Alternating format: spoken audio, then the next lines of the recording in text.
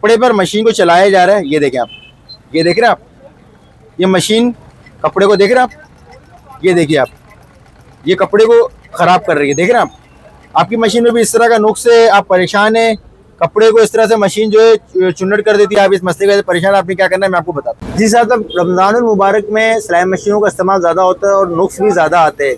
جیسے مجھے بہت زیادہ کامنٹس آ رہے ہیں کہ ہماری مشین سلائی کے کپڑے کو جو ہے نا وہ ایک دم سے جمع کر لیتی ہے, اکٹھا کر دیتی ہے. میں آپ کو دکھاتا ہوں کس طرح سے اور اس مسئلے کو کس طرح حل کرنا ہے وہ بھی بتاتا ہوں. دیکھیں اب جب کپڑے پر مشین کو چلایا جا رہا ہے, یہ دیکھیں آپ, یہ دیکھ رہے ہیں آپ, یہ مشین کپڑے کو دیکھ رہے ہیں آپ, یہ دیکھیے آپ, یہ کپڑے کو خراب کر رہی ہے. دیکھ رہے ہیں آپ کی مشین میں بھی اس طرح کا نقص ہے, آپ پریشان ہیں, کپڑے کو اس طرح سے مشین جو ہے چنٹ کر دیتی ہے, خراب کر دیتی ہے. یہ جو مسئلہ آتا ہے نا, یہ آتا کہاں سے میں آپ کو دکھاتا ہوں.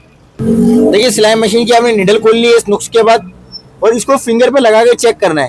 اس پہ بنی ہوئی آتی ہے دھار, نیڈل کی جو کنارہ ہوتا ہے نا, ادھر آتی ہے دھاریں, یہ نیڈل کی ٹپ پر دھار آتی ہے, جس کی وجہ سے یہ جو ہے نا مشینیں جو ہے نا کپڑے کو خراب کر رہی ہوتی ہے, اس طرح سے کپڑے کو اکٹھا کر رہی ہوتی ہے. دیکھ رہے ہیں آپ, تو اس کے لیے آپ نے اس صورت میں نیڈل چینج کرنی ہے, آپ نے دوسری نیڈل نئی نیڈل لگا دینی ہے اپنے مشین کے اوپر, اور اس کو آپ نے پوری طرح سے ٹائٹ کر دینا ہے. اب دیکھیے نیڈل چینج کرنے سے پہلے جو مشین کپڑے کو خراب کر رہی تھی, اکٹھا کر رہی تھی, سمیٹ رہی تھی, چنٹ کر رہی تھی, کپڑا خراب کر رہی تھی, اب یہ دیکھیں کپڑا نہ جمع کر رہی ہے, کوئی مسئلہ بھی نہیں کر رہی ہے, اور سلائی میں جو فنیشنگ بھی آ گئی, صفائی بھی آ گئی, اور نفاست بھی آ گئی.